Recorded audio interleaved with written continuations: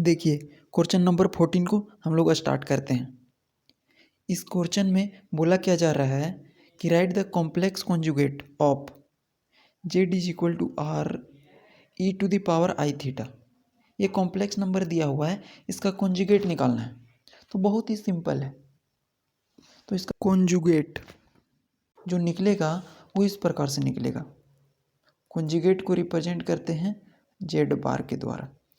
यहाँ पे जेड के ऊपर अगर इस प्रकार का डैश लगा देते हैं तो वो रिप्रेजेंट करता है कॉन्जुगेट को। और जहाँ पर आई है ना, वहाँ पर माइनस साइन लगा देंगे। तो ई और ये आई के पहले लगा देंगे माइनस आई थीटा। ये कॉन्जुगेट निकल गया।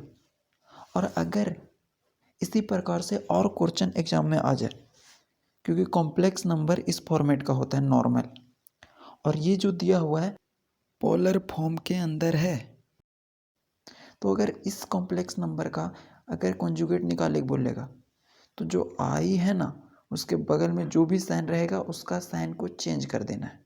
प्लस है तो माइनस कर देंगे, एक्स माइनस आई वाई। एक और कॉम्प्लेक्स नंबर लेते हैं, मान लीजिए Z1, और ये दिया हुआ है 3 माइनस 4i।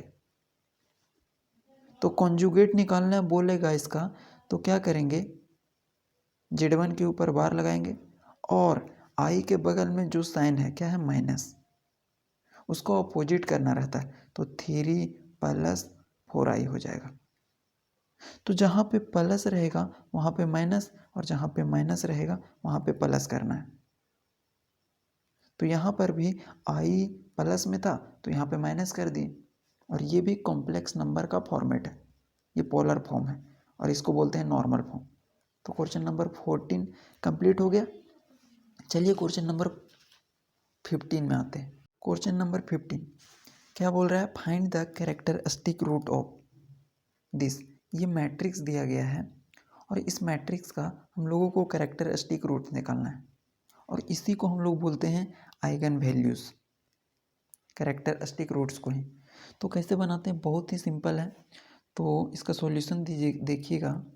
मान लेते हैं लेट ए, इस मैट्रिक्स को ए मान लिए, तो 0 1 1 0 ये दिया हुआ है। तो सबसे पहले हम लोग क्या निकालते हैं, कैरेक्टरिस्टिक मैट्रिक्स। तो आप लोग साथ में लिखते चलिएगा किस प्रकार से बनाया जाता है कैरेक्टरिस्टिक मैट्रिक्स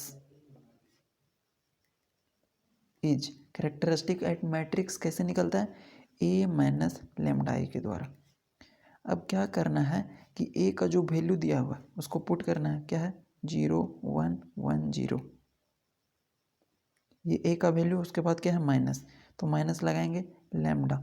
लेमडा यहाँ पे कोई अननोन वैल्यू होता है, इसी का वैल्यू हम लोगों को फाइंड करना रहता है।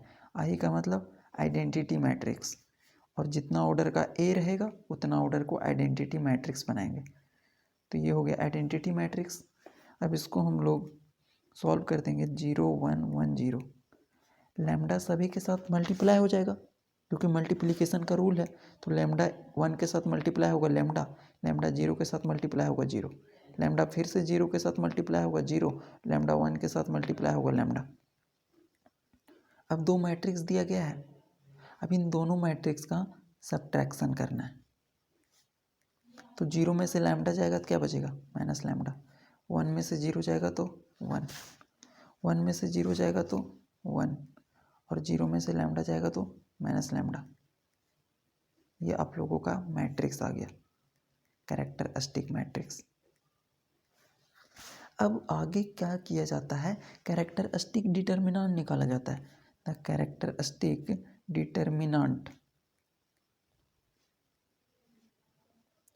इज। तो इसको कैसे निकाला जाता है, इस मैट्रिक्स का डिटर्मिनेंट निकाल देंगे। जो ये दिया हुआ है ना मैट्रिक्स, इसी का डिटर्मिनेंट निकलता है। तो ये आप लोगों के पास आ गया 2/2 ऑर्डर का डिटर्मिनेंट। निकालते हैं डिटर्मिनेंट का वैल्यू। तो देखिए, ये दोनों का क्रॉस मल्टीप्लिकेशन होता है और इन दोनों का क्रॉस मल्टीप्लिकेशन होता है, और दोनों को सब्ट्रैक्ट कर दिया जाता है। तो लैम्डा इंटू माइनस लैम्डा, ये दोनों को मल्टीप्लाई किए, और माइनस 1 इंटू 1। तो माइनस लैम्डा और माइनस लैम्डा क्या हो जाएगा, लैम्डा स्क्वायर, और यहाँ से -1। तो जो a माइनस लैम्डा आई का वैल्यू आया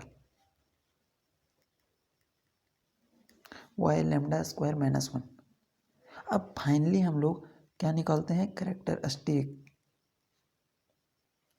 देखिएगा, कैरेक्टरिस्टिक इक्वेशन इज, और कैरेक्टरिस्टिक इक्वेशन कैसे निकलता है, ये जो कैरेक्टरिस्टिक डिटर्मिनेंट है उसको 0 के साथ इक्वेट करते हैं, a minus lambda I is equal to 0।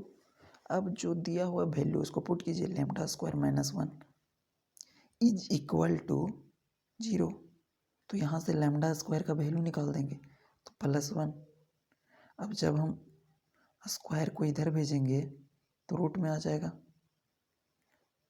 और यहाँ से लैम्डा का वैल्यू निकलेगा 2 +-1। तो देखिएगा, जो लैम्डा का वैल्यू निकला ना वो 2 निकला, एक +1 और एक -1। तो यही क्या निकला हम लोगों का रिक्वायर्ड कैरेक्टरिस्टिक रूट्स, जिसको हम लोग आइगन वैल्यू भी कहते हैं। ये हो गया कंप्लीट क्वेश्चन। अब इसका आगे हम लोग देखते हैं क्वेश्चन नंबर 16। देखिए, क्वेश्चन नंबर 16 में क्या डिफाइन करने के लिए बोला गया है, define linear transformation.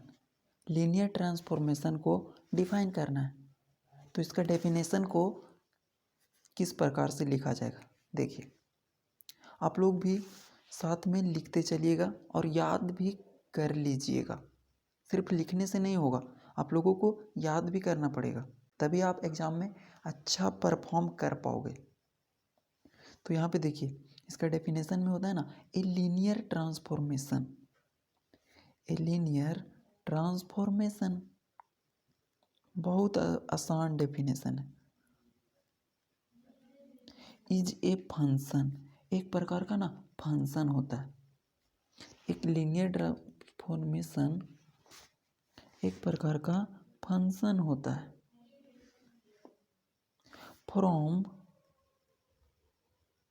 One vector space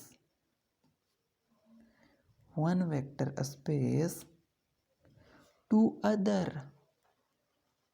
एक प्रकार का फंक्शन होता है, कहाँ से, वन वेक्टर स्पेस से लेकर के अदर तक, दैट रिस्पेक्ट्स द अंडरलाइंग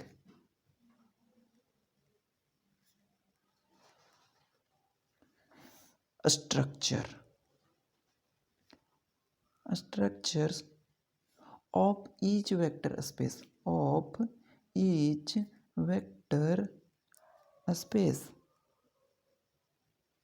और यहाँ पे अंडरलाइंग का मतलब समझ लीजिएगा कि लीनियर होता है,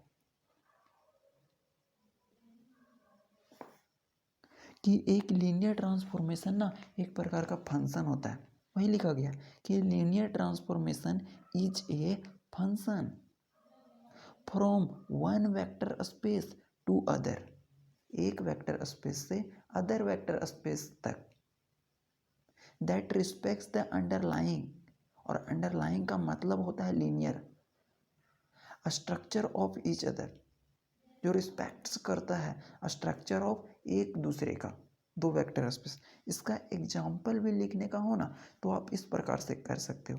एक लीनियर ट्रांसफॉर्मेशन है जिसको टी के द्वारा डिनोट कर रहे हैं। क्यों?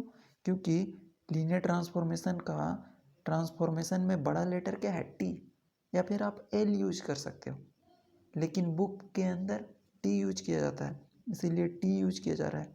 और दो वेक्टर स्पेस जरूर रहता है, तो हम लोग मान लेते हैं यू एंड वी, ऐसा रिप्रेजेंट कर दिए। और इसको एक चीज और याद रखना है कि it is also called linear operator. कभी पूछ दे कि लीनियर ऑपरेटर क्या होता है, तो लीनियर ट्रांसफॉर्मेशन को ही लीनियर ऑपरेटर बोला जाता है, या फिर मैप।